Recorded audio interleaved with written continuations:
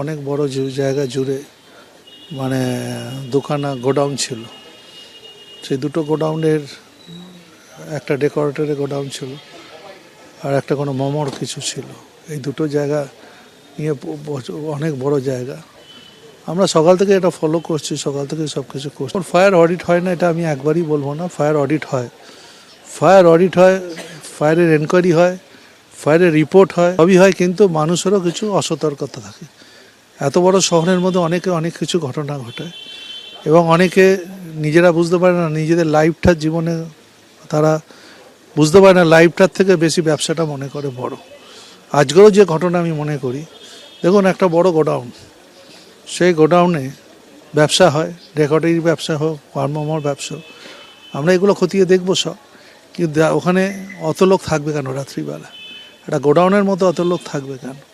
এগুলো এনকোয়ারি হচ্ছে। ওয়েটল্যান্ডের মধ্যে যদি কারখানা হয়ে থাকে, এটা ফায়ারের সাবজেক্ট না। ফায়ারের সাবজেক্ট হচ্ছে আগুন যেখানে লাগছে সেখানে আগুন নেভানোর কাজ আমাদের। ওয়েটল্যান্ডের জন্য যদি কোনো কারখানা হয়ে থাকে, ওখানে যারা দেখার দায়িত্ব আছে সেটা তারা দেখবে। যদি এমনি ধরনের ঘটনা কিছু হয়ে থাকে, সেটা আইনগত যা ব্যবস্থা আছে সেটা নেওয়া।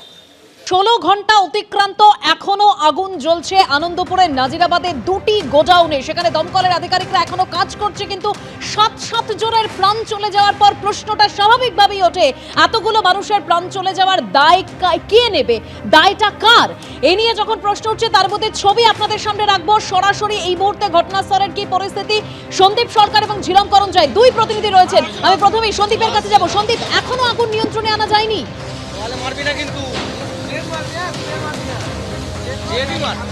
দেখো, আমার সঙ্গে রয়েছেন আমার ক্যামেরা প্রতিনিধি তরুণকে দেখাতে বলবো যেখানে এই মুহূর্তে দমকল কর্মীরা জল দিয়ে আগুনটা নেভানোর চেষ্টা করছেন। এটা হচ্ছে ওই মোমো প্রস্তুতকারী সংস্থা, একটা নামি মোমো বিক্রি করে তারা, ফুড চেন বলা যেতে পারে, তাদের গুদাম এটা। সেই গুদামের এখন 3 জন কর্মচারী নিখোঁজ রয়েছেন, যারা নাইট ডিউটিতে এসেছিলেন গতকাল রাতে। সেই জায়গায় দমকল কর্মীরা আগুন নেভানোর কাজ করে যাচ্ছেন। আমি যেখানে দাঁড়িয়ে রয়েছি একদম ঠিক সেই জায়গা যেখানে এই অগ্নিকাণ্ডের ঘটনা ঘটেছে, তার ভেতরে আমরা এসে পৌঁছাতে পেরেছি।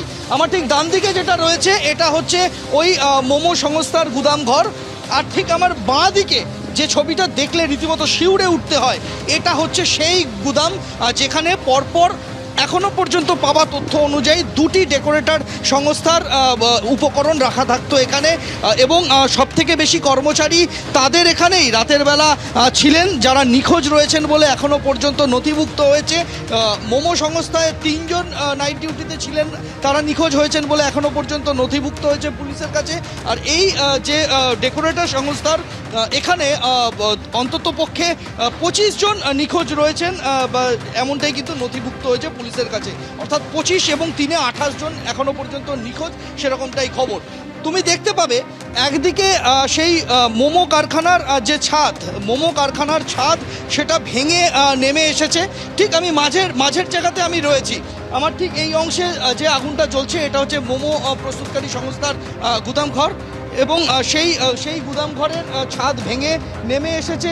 পাশের যে ডেকোরেটর সংস্থা, সেই ডেকোরেটর সংস্থার যে কাঠামো রয়েছে, সেই কাঠামোর ওপরে দুটো কাঠামো মিলে মিশে একাকার হয়ে গিয়েছে। এবং এই যে সুবিশাল ধ্বংসস্তূপ তুমি দেখতে পাচ্ছ, এই ধ্বংসস্তূপ পেলোডারের সাহায্যে সরিয়ে ভেতরে পথ করার চেষ্টা করছেন এখানে দমকল কর্মীরা। তারপর উদ্ধারকারী দল ভেতরে ঢুকতে পাবে, কেননা এই যে সুবিশাল লোহালক্করের কাঠামো রয়েছে, এই কাঠামোর তলায় কে কোথায় রয়েছেন চাপা পড়ে অগ্নিদগ্ধ অবস্থায়, তা কিন্তু বোঝা একেবারেই অসাধ্য। তুমি দেখতে পাবে যে গোটা কাঠামোটাই ভেঙে দুমড়ে মুচড়ে নেমে এসেছে। আমরা তো একদম ভেতরে পৌঁছাতে পেরেছি এই মুহূর্তে, যেখানে পেলোডার দিয়ে পথ করে এগানোর চেষ্টা করছেন দমকল কর্মীরা।